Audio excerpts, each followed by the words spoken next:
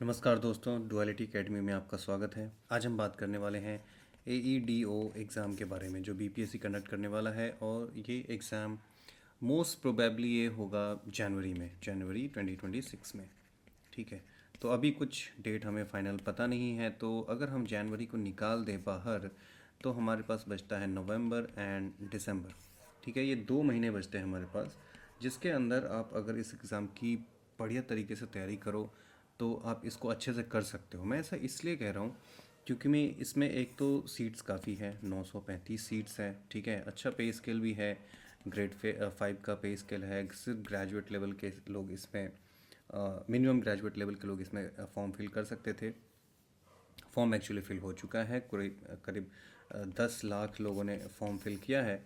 वो भी एक बड़ा नंबर है, पर ठीक है, इसमें इतने सारे लोगों ने अगर फॉर्म फिल किया है तो डरने की बात नहीं है कि सिर्फ 950 के पास ही सीट हैं और 10 लाख लोगों ने फॉर्म फिल किया है। इस तरीके से कैलकुलेशन नहीं होता कंपटीशन में, वो एक अलग मैटर है, इस पर हम कभी और बात करेंगे।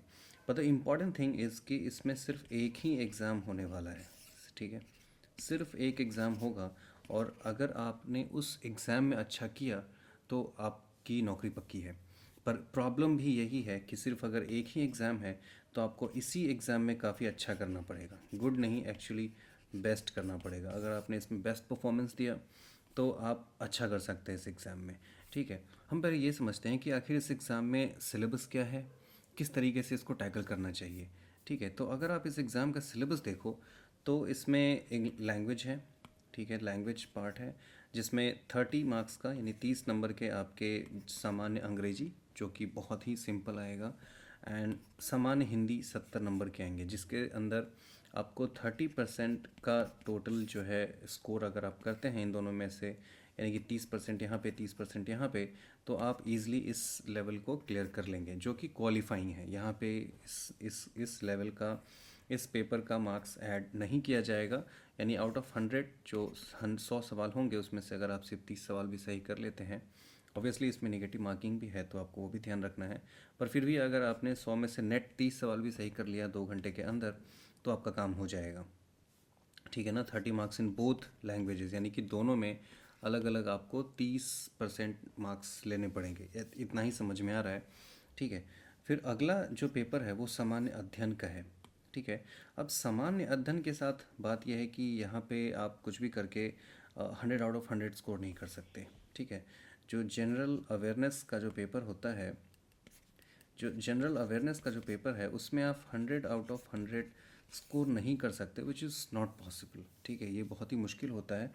तो जो अगला सबसे बेस्ट बेट होता है, जो सबसे सबसे बढ़िया टारगेट होगा अगला, वो होगा जनरल एप्टीट्यूड।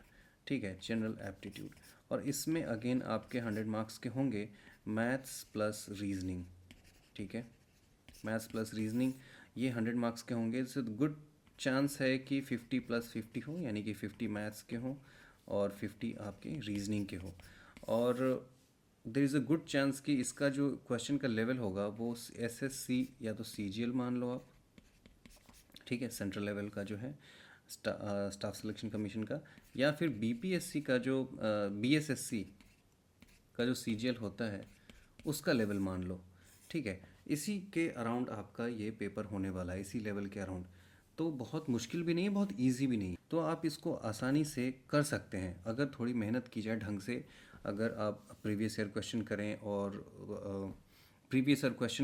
प्रैक्टिस अच्छी करें, अपना कॉन्सेप्ट सही कर लें, तो आप इसको अच्छे से डील कर सकते हैं। और इसमें आप अगर, चलो 100 तो काफ़ी ज़्यादा हो गया, मैं अगर कहूँ कि 90 मार्क्स भी आपने यहाँ पे स्कोर कर लिया है इस पेपर में, 90। ठीक है, जो जनरल एबिलिटी का पेपर है, जनरल एप्टीट्यूड का पेपर है, यहाँ पे 90 भी स्कोर किया है, और यहाँ पे अगर आपने 60 to 70 भी किया है, ठीक है, तो आप 150 नंबर के ऊपर हैं। ठीक है, 150 नंबर, यानी कि 200 में 150 नंबर, 100 मार्क्स का आपका यहाँ है, 100 मार्क्स का यहाँ है, तो 200 में 150 नंबर अगर आप ले आते हैं तो आप 75% मार्क्स ला चुके हैं। ठीक है, और 75% मार्क्स पे कट ऑफ ना क्लियर हो, जॉब आपकी पक्की ना हो, विच इज़ वेरी अनलाइकली। ठीक है, तो टारगेट ये है कि आप इस पेपर में 90% मार्क्स लें। ठीक है, 90 मार्क्स, और 100 भी लिया जा सकता है, that's not a big deal अगर आपने अच्छा किया है मैथ्स में, रीजनिंग में। तो आप 100 भी ले सकते हैं, पर 90 80 टू 90 के पास आपका यहाँ पे होना चाहिए।